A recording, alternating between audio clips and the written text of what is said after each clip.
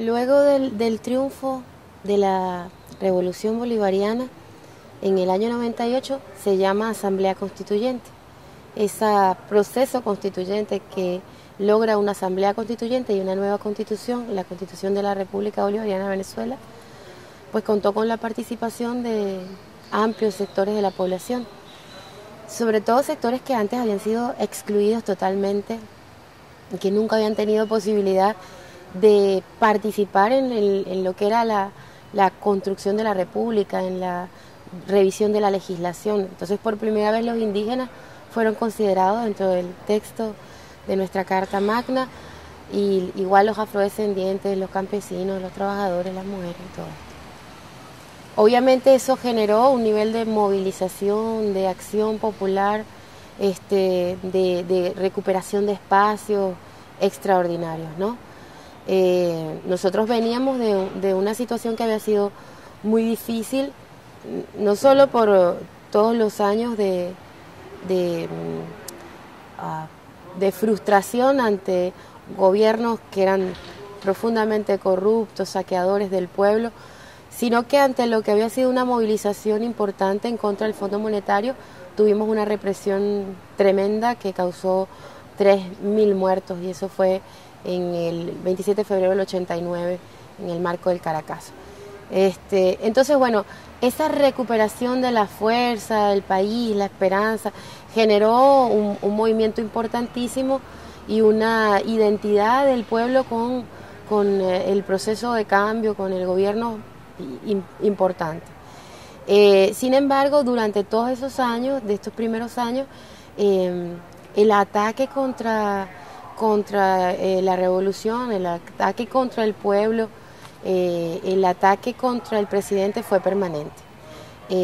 Dentro de una de las cosas que marcó más ese ataque, sobre todo mediático, era la calificación al pueblo de hordas, de turbas, desdentados. Y sí, hay una campaña permanente de asociación del pueblo a una especie de muchedumbre salvaje que obviamente tenía que ser controlada o neutralizada. Igualmente se asociaba al pueblo y al presidente, entonces la descalificación era de un mono, ese negro. Entonces hubo una campaña de intento de quebrar, así, de realmente ellos polarizar al país entre los civilizados, los blancos, la gente culta, inteligente, y los salvajes que querían en ese momento controlar el destino del país, ¿no? Esto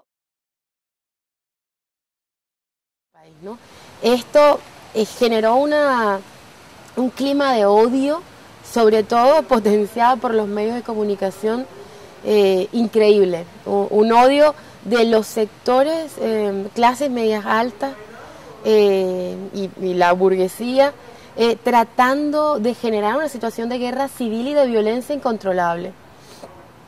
Sin embargo, por todo lo que fue efectivamente el objetivo de la revolución, que era, en el marco de la democracia burguesa, con las reglas del juego burgués, ganar los espacios, ganar las elecciones, ir a proceso constituyente, además fuimos a un referéndum para decidir ir por esa constituyente, luego aprobar la constitución también en proceso eleccionario. Es decir, eran movilizaciones y movilizaciones dentro del marco de la legalidad burguesa total, pero permanentemente los medios seguían acusando de las hordas salvajes, la chusma, la turba, los desdentados. Decían ellos, y era impresionante, porque una de las cosas decían era que parecían que los bolivarianos hacían casting para que la gente más fea fuese la que estuviese en sus filas. Pero realmente era una cosa terrible, porque sí era un país con un porcentaje importante de población desdentada, porque la pobreza, porque la miseria, porque el saqueo de un país rico, un país que había manejado presupuestos gigantescos, equivalentes a varios planes Marshall.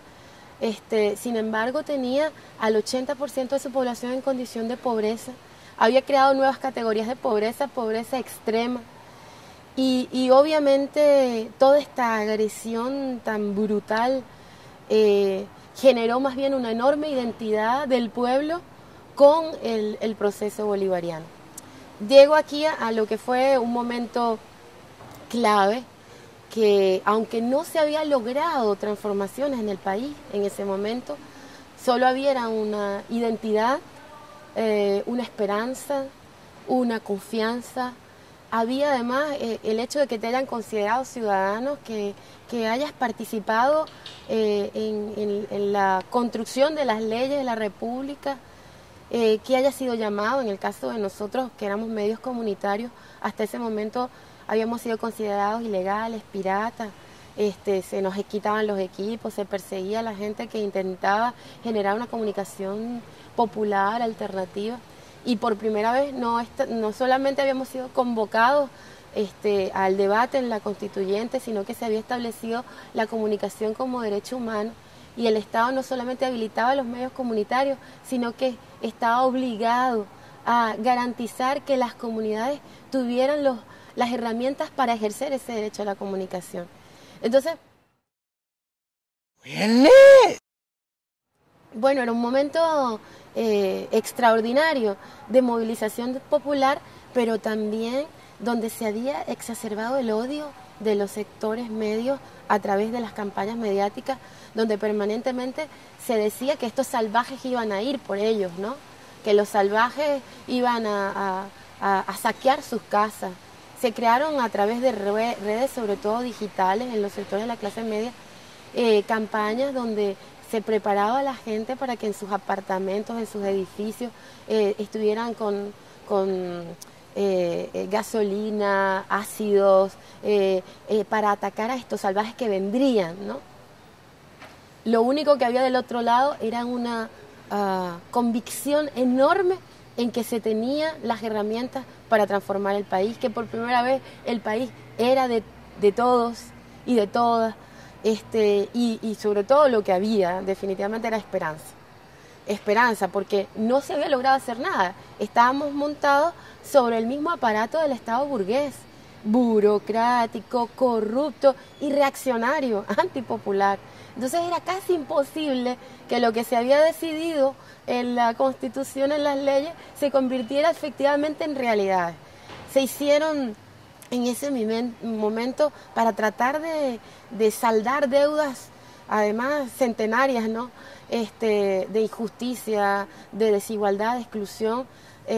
Por ejemplo, se hizo una cosa que fue un plan, Bolívar 2000. Entonces se sacó desde los sectores Fuerza Armada y gente de los movimientos sociales a trabajar en las comunidades para repartir alimentos, para hacer planes de salud, porque con la estructura del Estado era imposible.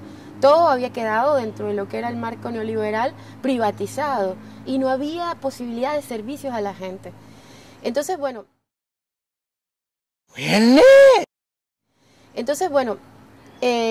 una de las cosas que al final se deciden hacer para lograr obtener recursos y empezar a dar transformaciones son las leyes habilitantes. Y nos vamos entonces a un proceso de leyes habilitantes, sobre todo que eran la ley de tierra, para poder empezar a golpear el modelo latifundista y darle tierras a los campesinos. Y la ley de hidrocarburos para empezar a tener control de nuestros recursos energéticos, que en ese momento todavía las grandes ganancias se iban a las transnacionales. Esas leyes de ley de tierra y ley de hidrocarburos es lo que desata sobre todo el que aceleren la propuesta del golpe de Estado. Y esto que te decía, que es una campaña permanente de llamado a la guerra, donde están sobre todo criminalizando a la mayoría de la población, criminalizándolo y discriminándolo, ¿no? Entonces calificándolo: horda, chusma, salvaje, turba, negro, mono, ignorante, desdentado, feo. Y en este caso no lo digo, te lo digo literal, es decir, el tema de desdentados y de feos era así como se decía, de negros, de monos. Esto hace que un sector de estos sectores de clase media estén realmente movilizados por un odio y por un miedo. El miedo a que lleguen las turbas y lo saquen de sus casas y le quiten su cargo. La gente estaba pendiente de no quitarle la casa a nadie. Por primera vez la gente creía en que podía tener el gobierno, no la casa de nadie. Esto marca una diferencia extraordinaria en lo que fue el 27 de febrero del 89 y lo que era el proceso revolucionario bolivariano. El 27 de febrero del 89, ante toda la expectativa de que se volvía a tener, cuando triunfa Carlos Andrés Pérez, de que íbamos a volver a un modelo de democracia petrolera, que iban a haber recursos, la primera acción es la de acatar las órdenes del Fondo Monetario y comienza un paquete de medidas en contra del pueblo enorme, gigantesco, de liberación de los precios, de reducción de los salarios, de disminución de la seguridad social. Es decir, un pueblo que ya estaba en una situación de miseria, le dicen que ahora se tiene que apretar el cinturón, que ya no había cintura. Entonces la gente en ese momento, sin liderazgo, sin vanguardia, era un pueblo que tenía una historia de revoluciones, pero que en ese momento estaba de alguna manera golpeado por el modelo de la democracia representativa, que realmente fue durísimo, que tuvo desaparecidos, que tuvo asesinatos permanentes, selectivos, reiterados, pero que nunca descubrió, se asumió como una dictadura, porque tenía ahí como pieza fundamental a los grandes medios, encubriendo, tenía la renta petrolera que le permitía un colchón como sectores de clase media, tenía los grandes medios de comunicación con un circo permanente y tenía todo el apoyo del imperio diciendo que era la democracia pujante de toda América Latina. Pero tenías a un pueblo reprimido y a un pueblo en condiciones de miseria. Pero en ese momento el pueblo sale a protestar y fíjate que lo que toma es lo que se le había ofrecido. Entonces lo que se va es agarrar un paquete de harina, un kilo de carne, un par de zapatos, un televisor. No era tomar el poder, en ese momento no había forma de que esa fuerza extraordinaria del pueblo estuviera canalizada por objetivos claros. Pero 10 años más tarde entramos a una situación totalmente distinta, ya en el 99, en el año 2000, es que es un pueblo que tiene esperanza, convicción y un objetivo. Y ese objetivo era la construcción de una república para el pueblo venezolano, de los venezolanos, la retoma del sueño del libertador, la construcción de la patria grande. El escenario que se da entonces es que tienes un sector de las clases medias que se sienten amenazados por el discurso mediático, no por el discurso de la revolución, que nunca fue excluyente de estos sectores. Era la de crear una posibilidad de vida con equidad y justicia para todos y todas, redistribución de la riqueza, pero era sobre todo soberanía de nuestros recursos, de nuestra economía, ante el enorme control que tenía el imperio sobre nosotros. El golpe de Estado entonces viene desde toda esta campaña que se inicia ya en el año 98 fuertemente. Es una campaña que desde la rebelión del 92 comenzó, pero que en el 98, cuando se convierte en una opción electoral, entonces el tema del mensaje racista y del mensaje, además de descalificador de las grandes mayorías, se fue acentuando. En el 2001 es como evidente que se está armando un golpe de Estado y es evidente la participación de los medios.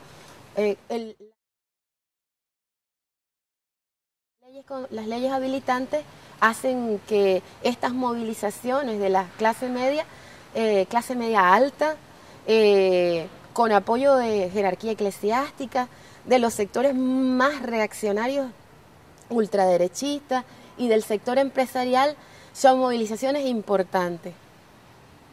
Ellos empiezan a generar una situación que sea la de la confrontación.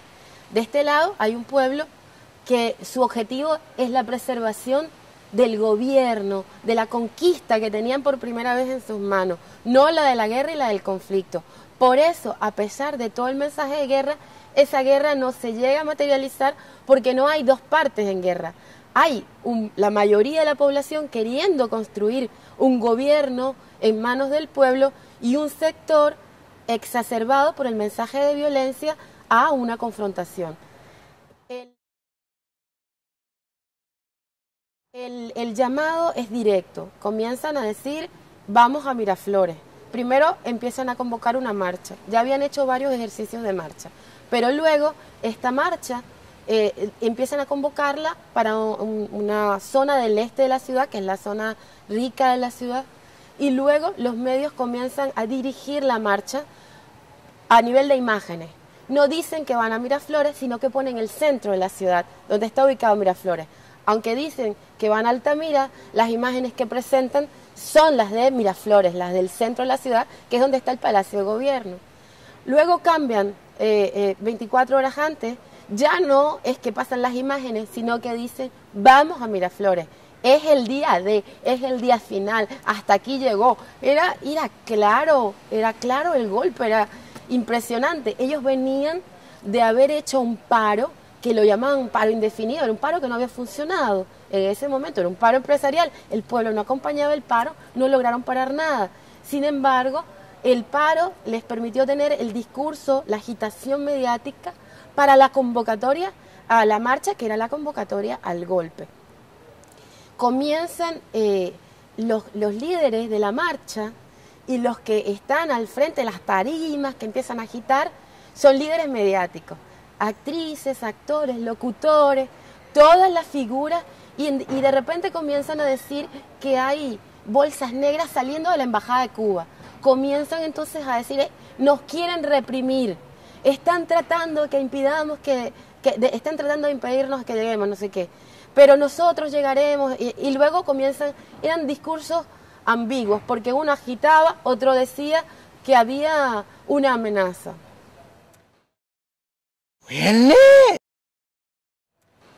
El tema es que paralelo a esto, los medios, y luego se tienen pruebas contundentes, grabaciones, ya estaban declarando, estaban grabando las intervenciones de los altos generales de la Fuerza Armada Nacional, diciendo que se veían obligados a pedir la renuncia del presidente y que no podían en este momento el asesinato, no había sucedido un muerto y ya ellos estaban hablando de los muertos y decían de francotiradores.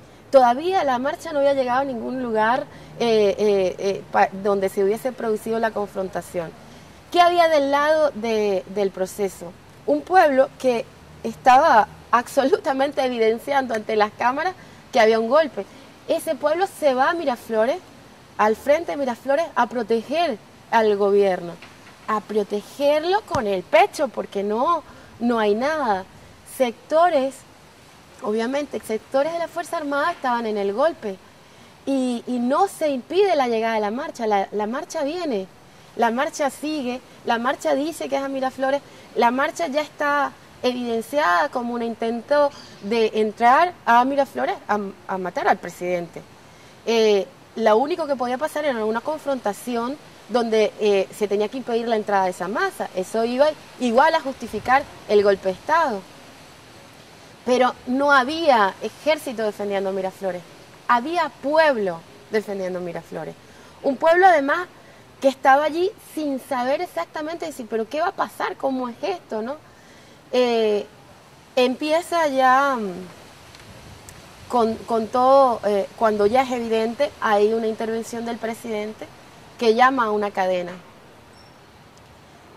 para llamar a la calma, para pedir que esta situación no llegue a conflicto. Bueno, la intervención, los medios cortan la intervención del presidente y empiezan a denunciar los muertos, dicen que ya hay muertos, es decir, empiezan a producir ya la confrontación para justificar el partir y respetar la cadena nacional, partir la pantalla y seguir agitando y llamar a la violencia.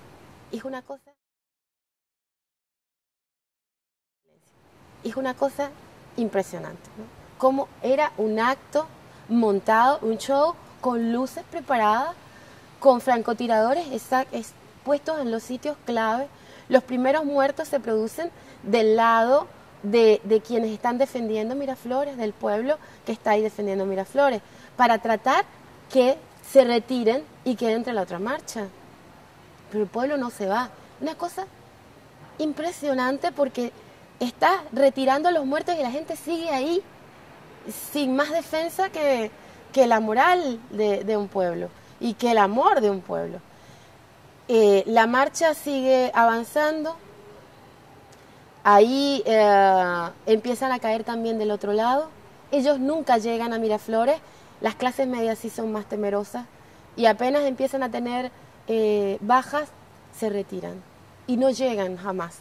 Sin embargo, quienes estaban abriéndole puente era la policía metropolitana, al servicio de un alcalde golpista, que era además un periodista, fue un periodista destacado de los medios, tanto de la prensa escrita como de la televisión, que había llegado al poder con votos de la revolución, pero que inmediatamente asumió la postura de los en contra de los intereses del pueblo. Es la policía y son sectores los que están trabajando para abrir el espacio y para que no pare esa marcha, y empiezan a reprimir y a matar gente de este lado. Entonces, los muertos del puente Yaguno, que son los muertos del pueblo que defiende el palacio, que defiende al presidente, que defiende la revolución, caen por francotiradores y por los ataques de la policía.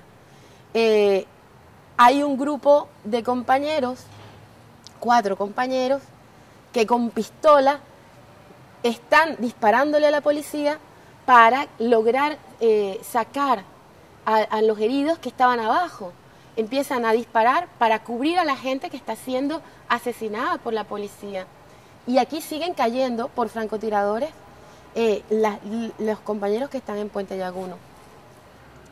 Los medios presentan a los que están disparando a la policía porque la policía está matando y los que están tratando de rescatar como los francotiradores que produjeron el asesinato, que eran los círculos bolivarianos, que eran las hordas chavistas, que miren qué salvaje. No tenían la escena que querían de represión, porque no podían tener, no había ni ejército ni nadie disparando contra el pueblo.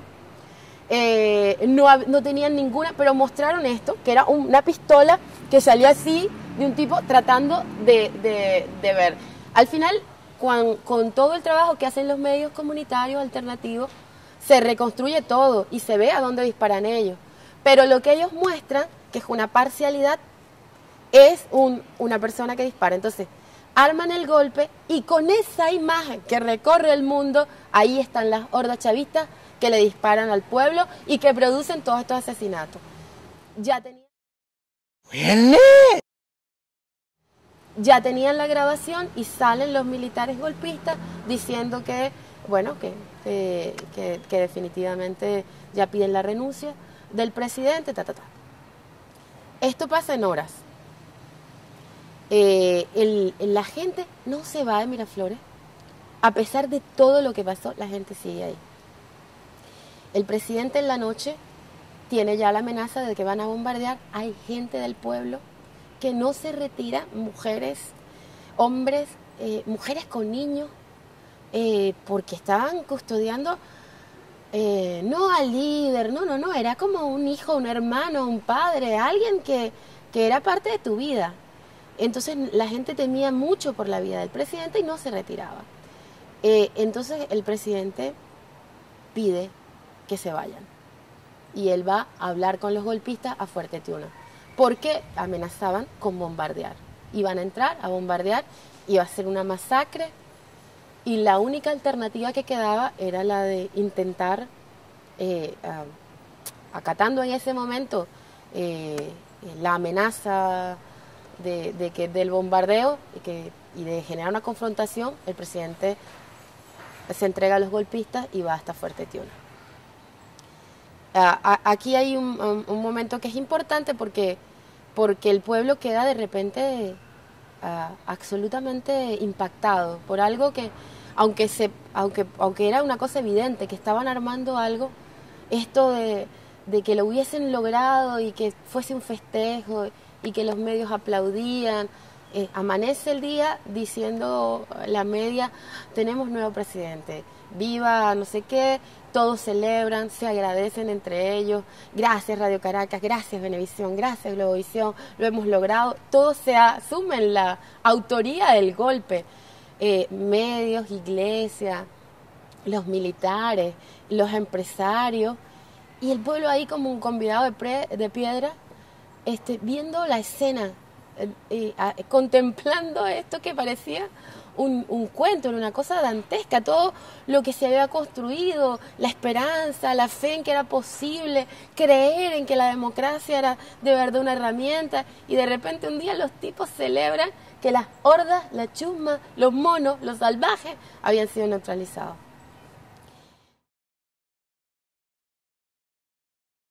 La primera parte es como un shock gigantesco, pero en horas comienza algo interesante, porque sí es una ruptura brutal con los medios, ¿no?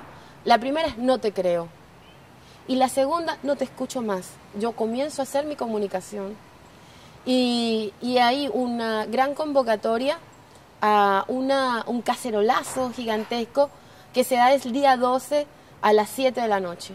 Una convocatoria que no es por ningún lado, porque no tienes ningún medio. Los medios comunitarios eran incipientes, pequeñitos, y los pocos que habían también habían sido perseguidos, ¿no? Estaba Katia TV, yo era de Katia TV, estábamos en un hospital, era la sede en Katia, y en ese momento el alcalde metropolitano toma las instalaciones del hospital, nosotros logramos salir, pero bueno, no había forma de establecer a través de ningún medio. Los medios fueron los celulares, los teléfonos, la gente saliendo a la calle, las pintas de repente, y en horas una gran red, y sobre todo la moralización, que en este caso la cacerola funcionó como los tambores, ¿no? Era como que volvía el espíritu, no era uno, no eran dos, éramos todos tocando. Eso fue un despertar del pueblo. Ese no te creo del día 12 se convirtió en el 13 en yo voy a decir lo que pasó y yo transformo la realidad. Entonces, de espectador pasivo a espectador ya dudoso, comenzamos ya no a ser espectadores, sino a ser actores reales. Y entonces comienzan la gente cerca a los medios. Pero el primer objetivo es ir a Miraflores para que el espacio de poder, de gobierno, siguiese en manos del pueblo. Aquí no había vanguardia, no había líder, no había partido en ese momento.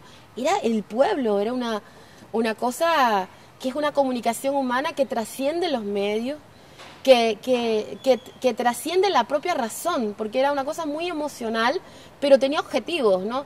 Entonces se toman los cuarteles militares, se toma Fuerte Tiuna y se toma el espacio gobierno, el ejecutivo. Y luego, al concentrarse, la acción era, esto tiene que saberlo el mundo, y se van a los medios. Ahí había que tomar una decisión. Tomar los medios privados iba a generar una confrontación. Entonces nos vamos, los que éramos de medios comunitarios, a tomar el canal público. Y es ahí la primera imagen que sale de lo que estaba pasando a nivel nacional, y que fue un despertar, y luego la vuelta del presidente. Pero la comunicación jugó papeles importantes para dar el golpe, y luego la comunicación humana para revertir la experiencia pequeña que teníamos los medios comunitarios, para retomar el espectro radioeléctrico y volver a poner la señal pública al aire, y para revertir en menos de 48 horas lo que era una estrategia perfecta del imperio y de sus medios. El primer elemento a lo largo de estos años, ¿no?, era montarte en la estructura de un Estado que está condicionado para oprimir, no para liberar. Y es además, las estructuras tienen poderes, se defienden solas, ¿no? Y también hay modelos culturales que no se cambian rápidamente. Entonces, muchas veces camaradas terminaban en una estructura y la estructura terminaba absorbiéndolos, ¿no? Eso es parte de los procesos de cambio, sobre todo cuando eliges que la opción sea por la vía de procesos electorales, donde permanece todo el mismo funcionariato, en toda la estructura del Estado, donde tienes procesos administrativos, todas las cosas hechas casi para ser un Estado inoperante, incapaz, porque veníamos del modelo neoliberal, que era la reducción del Estado solo a convertirse en un gendarme en contra del pueblo, pero que no tuviera capacidad de ser un instrumento al servicio del pueblo, ¿no? Entonces, la primera contradicción es cómo lograr hacer revolución dentro de un Estado que ha estado diseñado para oprimir y no para liberar. Luego del golpe de Estado, el primer trabajo fue legislar para cambiar. Pero luego la ley puede ser ley muerta si no tienes herramientas para construir las cosas, ¿no? Y para nosotros el golpe de Estado fue fundamental, el golpe y el paro petrolero, porque el paro petrolero nos permitió librarnos de una tecnocracia que estaba al servicio, pero total, completo, de las empresas gringas.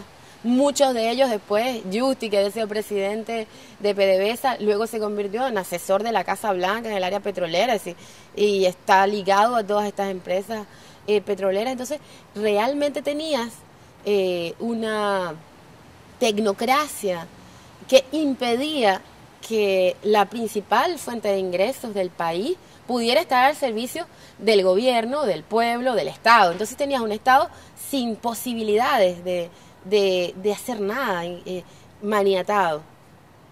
Pero el golpe petrolero, en esto ellos arriesgaron muchísimo. Durante 65 días, otra vez los medios llamando a la guerra civil, la tecnocracia salió y dio la cara y dijo: vamos a tumbar este gobierno, ellos no pueden sin nosotros. Comienza un boicot internacional, cercan a Venezuela, impidan la salida de nuestros barcos petroleros, y generan una situación de crisis, no entran alimentos, hay una situación brutal.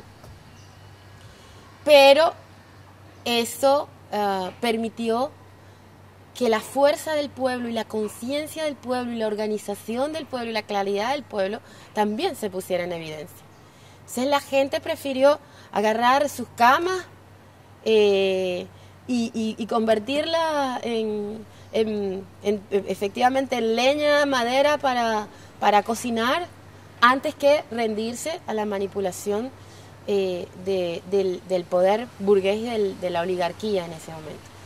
Ellos llamaban a una guerra civil y la gente entendía que no, la guerra era un negocio de ellos, no nuestro. Nosotros creíamos en la construcción de nuestra democracia, en el espacio de poder que habíamos conquistado, y la gente no se dejó provocar, sino que asumió con una valentía, con un optimismo, con una alegría, con una fuerza, creando espacios y medios distintos a los que estaban en ese momento llamando a la guerra. La gente apagaba el televisor, grababa y en la plaza pública ponía las imágenes de lo que estaba sucediendo. Es decir, hubo un ejercicio de poder popular a partir de la conciencia gigantesco.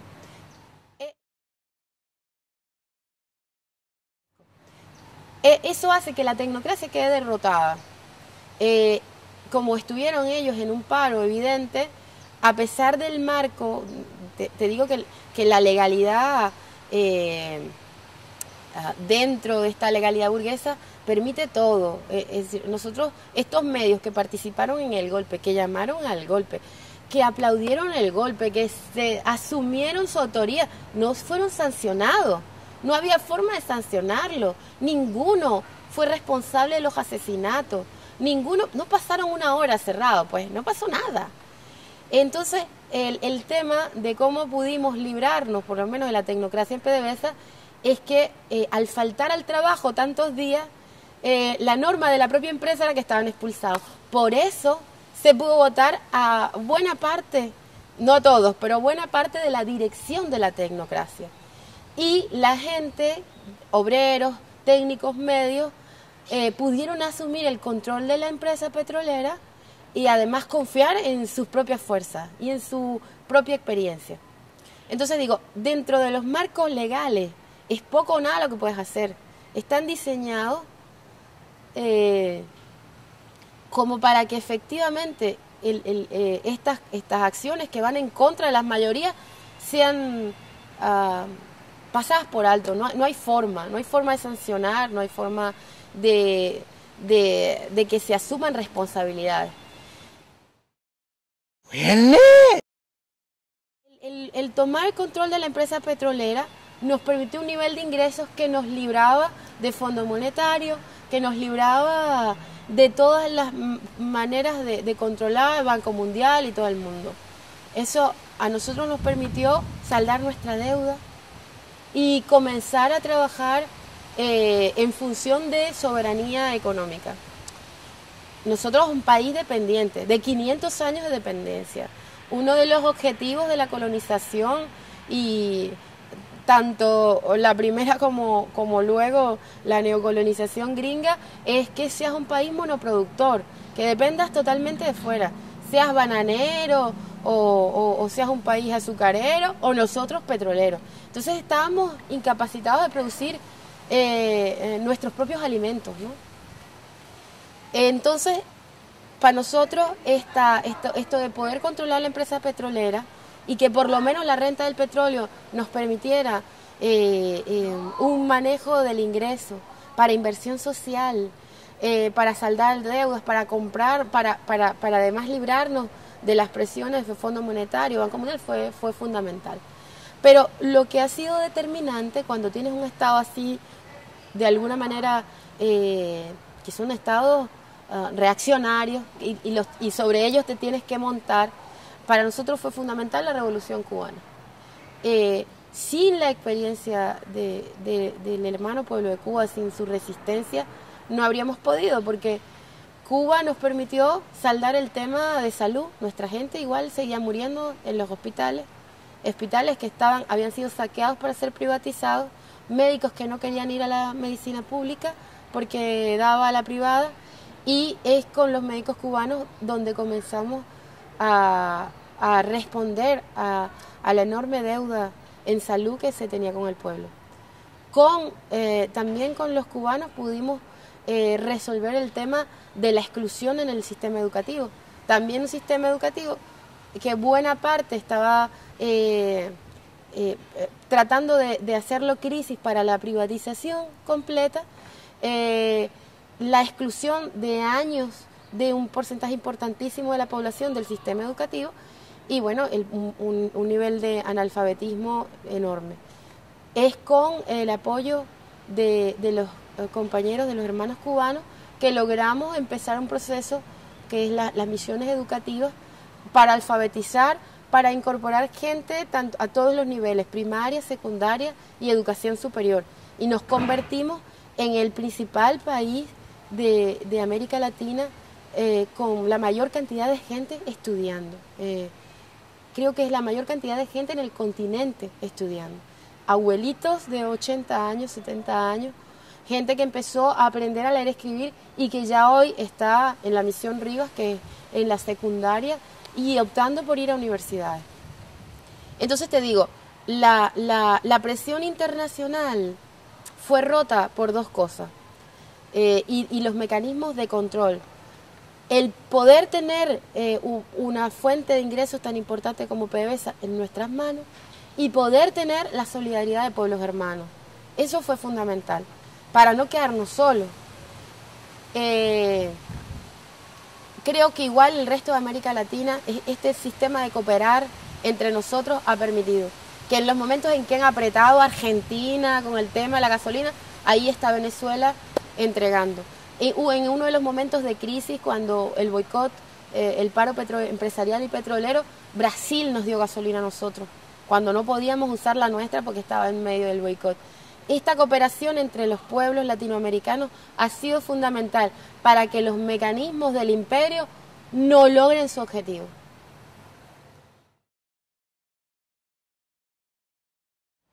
Como te decía, que dentro de las reglas del juego democrático a veces es poco lo que se hace. Nosotros nos encontramos un espectro radioeléctrico totalmente dominado por la media privada, una especie de latifundio mediático. Teníamos un solo canal de televisión pública. Días antes de que tomara el gobierno la revolución, el comandante Chávez, entregaron a la iglesia uno de los canales públicos, entregado, para ir, y el que teníamos, este canal, estaba siendo en ese momento empaquetado para ser privatizado. Tenía un porcentaje de cobertura mínimo, una tecnología obsoleta, es decir que estábamos realmente a nivel comunicacional inermes, no teníamos nada. Una de las primeras cosas que hace la revolución en el proceso constituyente fue habilitar a los medios comunitarios. Pero esta habilitación, este impulso, se tropieza con la barrera de que el espectro ya está repartido entre los poderes económicos.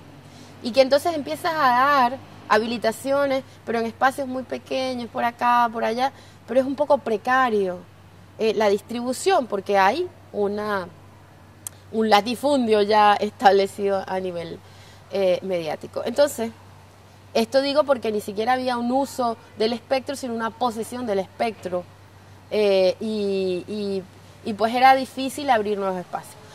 Lo primero esto, sin embargo estaba en la ley, pero no se terminaba de materializar como una acción concreta, ¿no?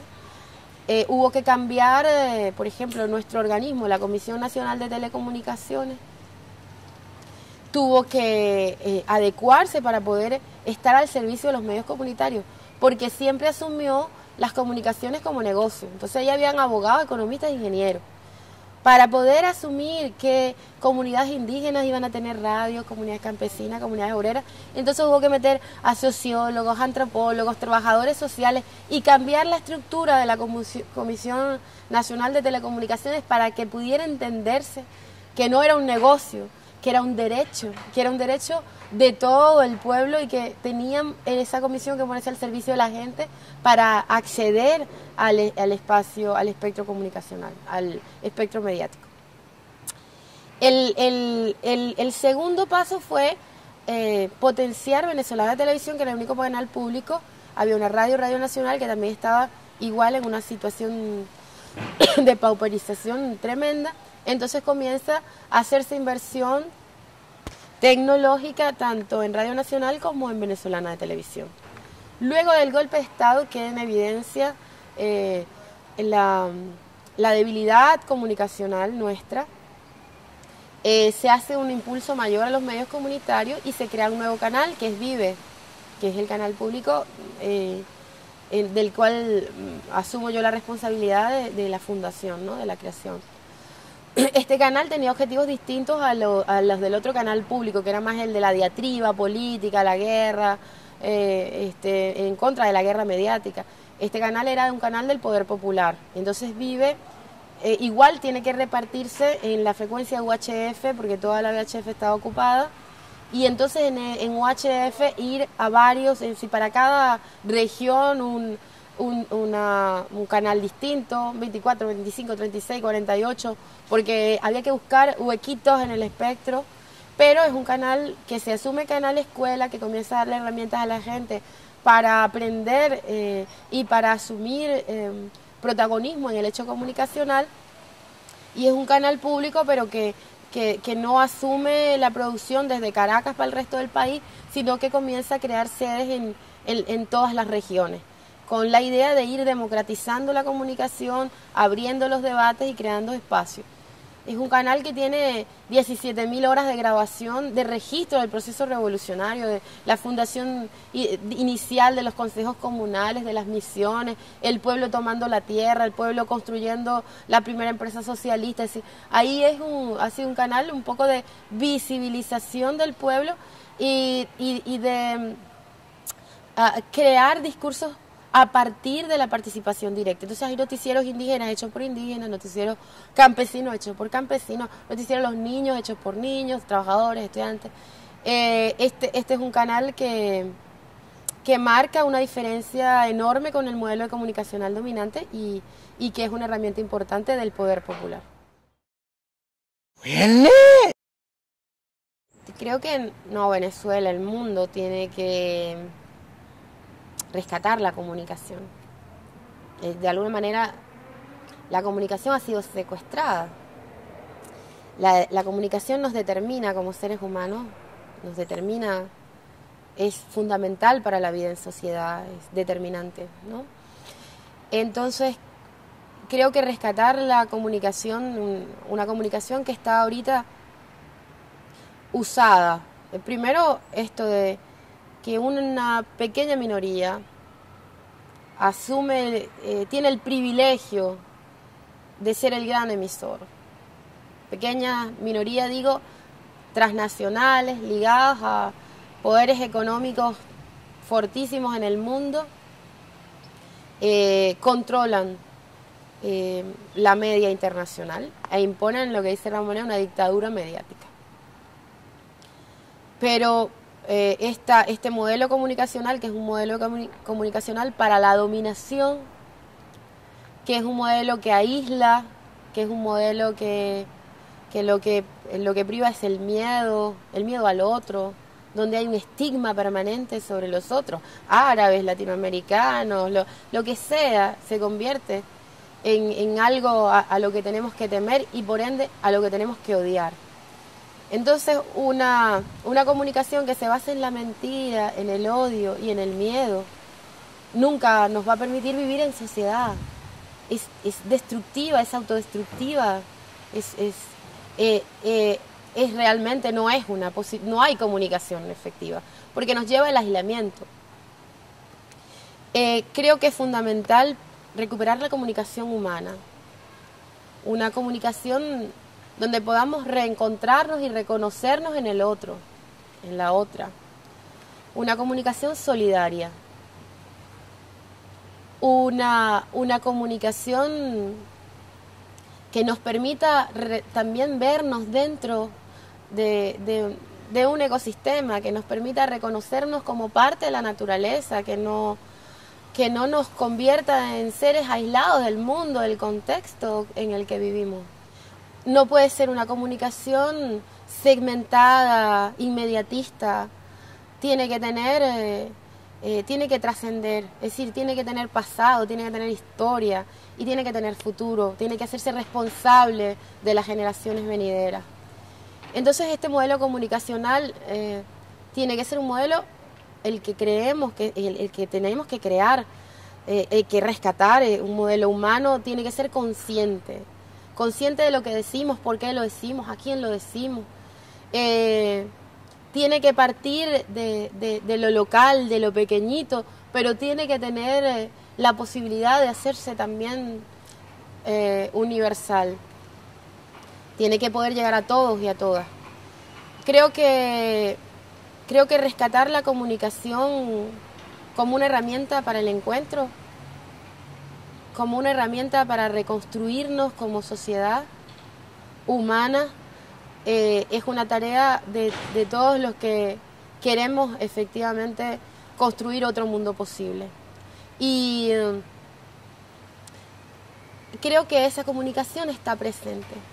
Si no, experiencias como la venezolana, o que haya ganado Evo en Bolivia, no habrían sido. Si no es por ese tejido, esa comunicación que va más allá de los medios, del fetiche mediático, del poder, esa comunicación que se establece con el encuentro, con la mano solidaria, con el compartir la experiencia, con la capacidad de mirar amorosamente al otro, con una comunicación que va más allá de la propia razón. Esa comunicación existe, nos conecta como humanidad y lo que hay es que estar consciente de ella y recuperar, entonces poner los medios en manos de esa comunicación o al servicio de esa comunicación. En el capitalismo no hay democracia, es un atentado y la comunicación pues está totalmente ligada en este momento a una dictadura de medios que impide la comunicación.